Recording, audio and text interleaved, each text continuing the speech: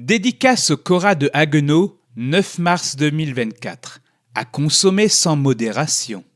9 mars 2024. Mais quel jour sommes-nous? Samedi pardi. Et chez les Maisburger, samedi, ce n'est pas ravioli, mais ravi de quitter son lit aux heures si matinales que ma chambre se retrouve à être la seule de la rue à être éclairée, car aujourd'hui, j'ai dédicace. À plus de 160 km de chez moi. Direction Haguenau et l'espace livre de son Cora, situé loin là-bas, dans le nord de l'Alsace, au-delà de Strasbourg, là où le houblon résiste encore au maïs omniprésent. Bref, je quitte mon lit douillet peu avant 5 heures du mat, car cette semaine, pas de voiture pour aller à la rencontre de mes lecteurs. Cette semaine, je repasse en mode SNCF avec option départ à 6h29 du matin. Avis aux amateurs qui rêvent de devenir romanciers. J'arrive sans encombre à Strasbourg sur les coups de 8h40. Là, j'ai un quart d'heure pour trouver ma correspondance pour Haguenau. Sauf qu'au tableau d'affichage, aucun train n'est indiqué pour cette ville. Damned, serais-je échoué ici? Deviendrais-je un Robinson strasbourgeois? Je le refuse. Ni une ni deux, je passe en mode Pékin Express. Première opération, demander les locaux. Sauf que dans une gare, des locaux, il n'y en a pas. Demander les agents SNCF alors? Il n'y en a guère plus.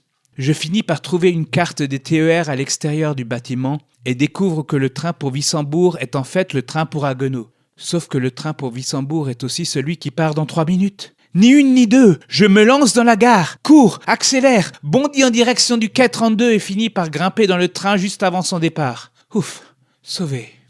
Sauvé pour 25 minutes encore. Car une fois arrivé sur les lieux de la très contemporaine gare d'Haguenau, l'épreuve sportive du jour m'attend. En effet, le Cora de Haguenau, comme son nom ne l'indique pas, n'est pas situé à Haguenau. Il est situé en pleine pampa, quelque part entre Haguenau et le petit village de Kaltenhuis, dont j'ignorais jusqu'à l'existence. Et à votre avis, qui du coup va se taper la route à pied, avec son lourd sac plein de livres sur le dos? C'est Bibi, qui repasse en mode Pékin Express. Après le stress, le trek. Allez hop, un peu de Kaltenhuis Music dans les oreilles, le GPS dans le portable et go pour une traversée de la très belle ville de Haguenau avant bien 2 bornes le long de la Moder, un affluent du Rhin qui traverse cette contrée verdoyante avant enfin, après 1h10 de marche, d'atteindre le Cora. Le vigile à l'entrée sera mon Stéphane Rothenberg. Il me donnera mon dossard rouge de l'immunité en appelant les libraires en charge de mon cas. Il est alors 9h30, enfin les choses sérieuses commencent. Sarah et Véronique, les 2 libraires en question, me proposent alors de m'installer et me confirment ce que j'ai découvert la veille par mail. Mon stock stratégique de livres va être mis à contribution, car si elles ont bien reçu livraison de 15 exemplaires du livre qui parle de toi, elles n'ont que 6 inaccessibles étoiles que je compléterai avec 4 de mes exemplaires du stock, ainsi que de 6 c'est arrivé en avril, parce que bon, on me demande toujours de la SF en dédicace. Alors que je m'installe, qu'on réalise ma photo officielle du jour qui file aussitôt sur les réseaux sociaux, elles m'informent aussi d'un autre constat. Dans leur magasin, le gros des ventes se font le matin. Passé midi, le public change et celui de l'après-midi est bien moins bibliophile que celui du matin. Pourquoi? Aucune idée. Mais c'est comme ça. À moi donc d'être percussif dès le début, car après le déjeuner, même si je ne mange pas de haricots, la suite sera haram. Me voilà prévenu. Elles me disent aussi que dans leurs locaux, les auteurs qui se bougent arrivent s'ils ont de la chance à vendre une 20aine d'exemplaires et les tueurs arrivent à monter jusqu'à 25. Record à battre donc, mais rien n'est impossible pour l'homme au marque-page. Très vite, ces derniers entrent en action. Marque-page monsieur, marque-page madame. Aussitôt, les premiers contacts se nouent, mais plus vite encore je me rends compte que chaque public est différent et que si la semaine précédente, dans un autre Cora de la région, les lecteurs n'avaient Dieu que pour la science-fiction et mon C'est arrivé en avril, à Haguenau, celle-ci est juste du humbug. Qu'est-ce que le humbug? C'est un mot alsacien qui a l'avantage de ne pas devoir être traduit tant sa sonorité parle pour elle. Alors des oiseaux qui réfléchissent, remettent en cause l'ordre établi et visent l'inaccessible étoile, je vous laisse deviner l'humbugitude de la chose.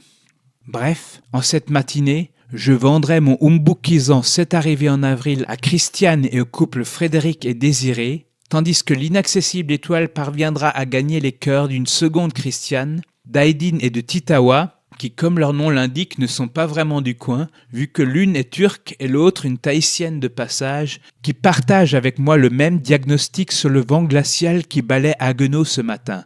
Avec elle, nous parlons faré, fiou et cocotier. Les océaniens qui me suivent comprendront. Mais donc, n'ai-je vendu que 5 livres ce matin? Heureusement que non. Ce matin, ma sauveuse s'appellera une fois de plus Aurélie, l'aventurière en quête d'une vie meilleure du livre qui parle de toi, qui parviendra à échapper aux fourches codines du humbug en séduisant tour à tour Valérie, Sandrine, Karine, Yvonne, Carole, Anne, le binôme Aurélie et Solène, et enfin Christine.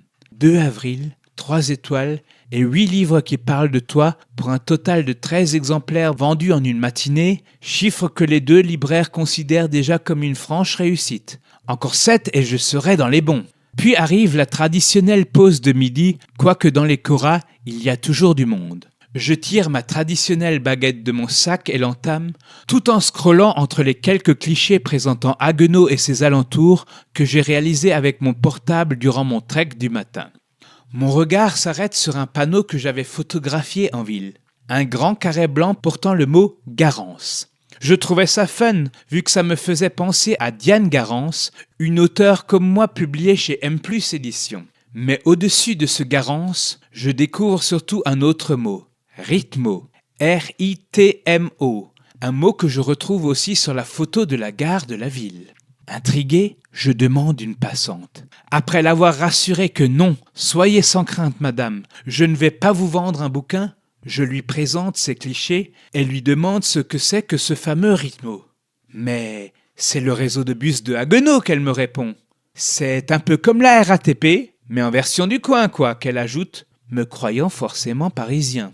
Là, j'en tombe des nues. Ainsi donc, j'aurais pu m'éviter le trek du matin si on m'avait dit qu'Haguenau dispose d'un réseau de bus. J'aurais même pu rester au pieu jusqu'à 6 heures.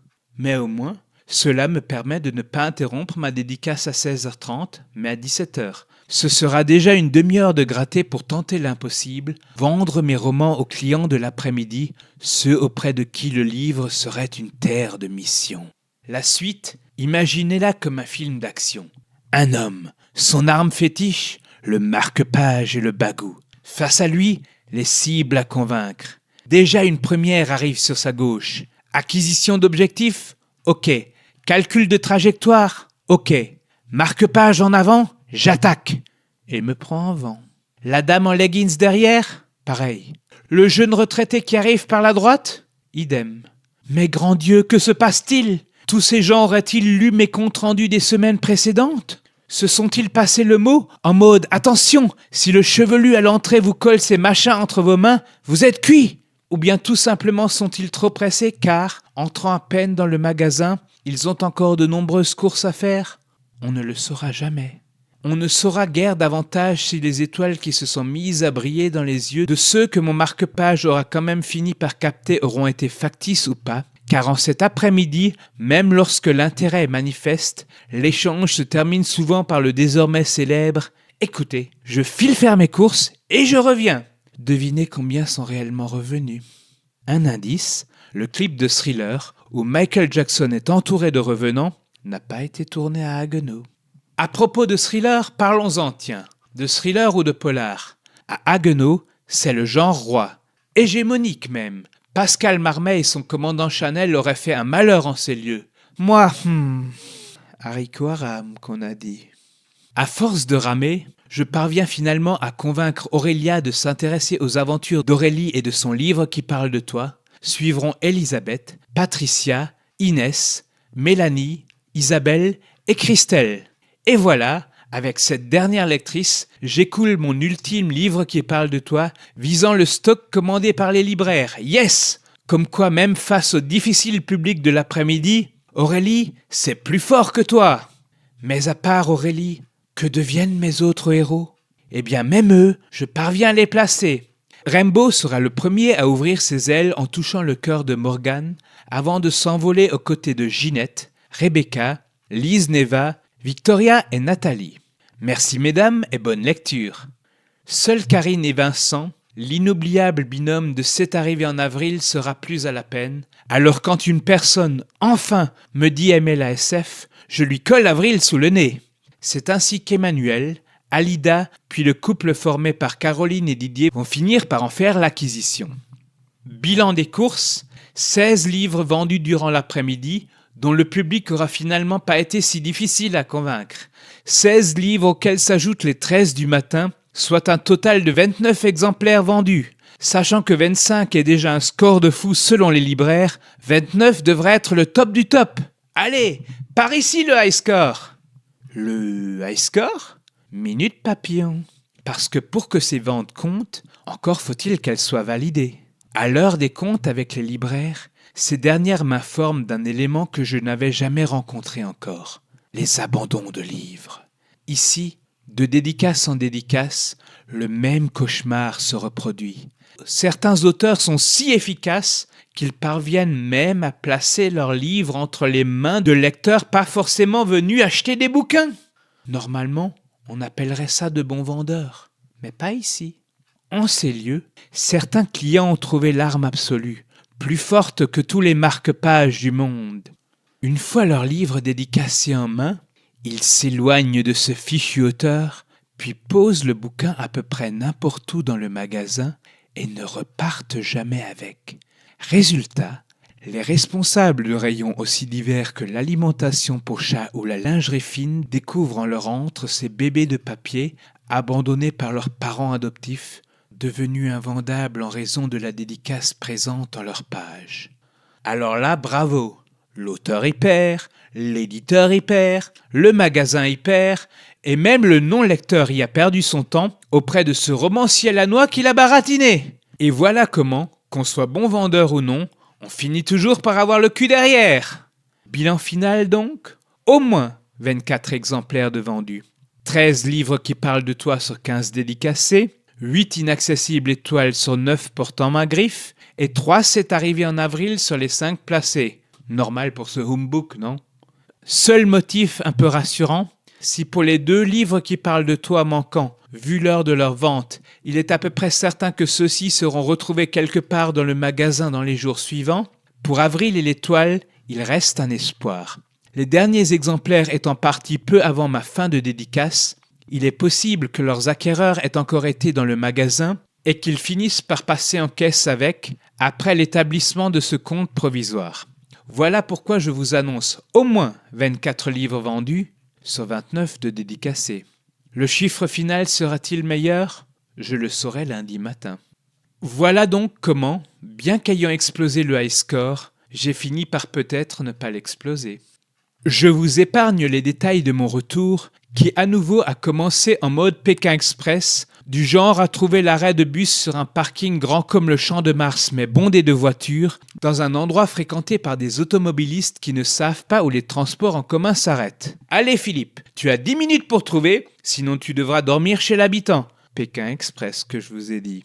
Mais bon, comme vous lisez ce compte-rendu, c'est bien que j'ai fini par le trouver ce bus. Rythmé par mon cœur battant encore la chamade, le rythmo m'a ramené en gare de Haguenau, d'où je suis retourné sur Strasbourg avant de prendre ma correspondance pour chez moi, où j'ai fini par arriver sur les coups de 20 heures. Ouf! Que retenir donc? À moins qu'il n'ait abandonné mon livre entre les yaourts à la fraise et les piscines gonflables, merci donc à Christiane, Frédéric et Désiré, Emmanuel, Caro et Didier, puis enfin Alida pour vos achats de C'est arrivé en avril, Aydin, Titawa, une seconde Christiane, Morgane, Ginette, Rebecca, Lisa Neva, Victoria et Nathalie pour vos acquisitions de l'inaccessible étoile, sans oublier bien sûr Valérie, Sandrine, Karine, Yvonne, Carole, Anne, Aurélie et Solène, Christine, Aurélia, Elisabeth, Patricia, Inès, Mélanie, Isabelle et Christelle qui partiront potentiellement à la chasse au trésor dans le livre qui parle de toi. Merci aussi à Sarah et Véronique, les 2 libraires, sans qui cette journée à nouveau riche en émotions n'aurait pas été possible. Allez hop, sur ce, je vous laisse. Rendez-vous la semaine prochaine, sous d'autres latitudes, mais avec toujours autant de livres, de marque-pages et de tchatch. À bientôt pour de nouvelles aventures.